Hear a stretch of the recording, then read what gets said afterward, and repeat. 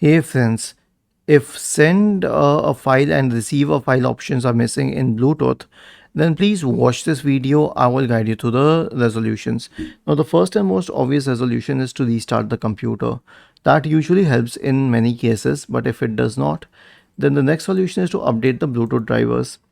Search for Device Manager in the Windows search bar and open the Device Manager. Now expand the list of Bluetooth drivers.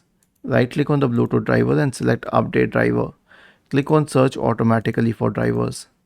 The next solution is to perform an SFC scan. How would you perform an SFC scan? Search for command prompt in the Windows search bar and click on Run as Administrator. Type the command sfc space / scan now and hit enter to invoke the SFC scan. The last solution is a system restore.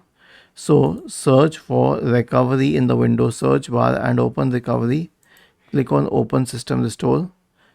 Choose a different restore point. Click on next. Select a good restore point. Click on next and then finally finish and then yes.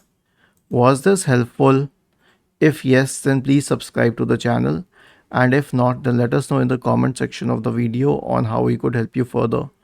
Thank you for watching this video and have a nice day.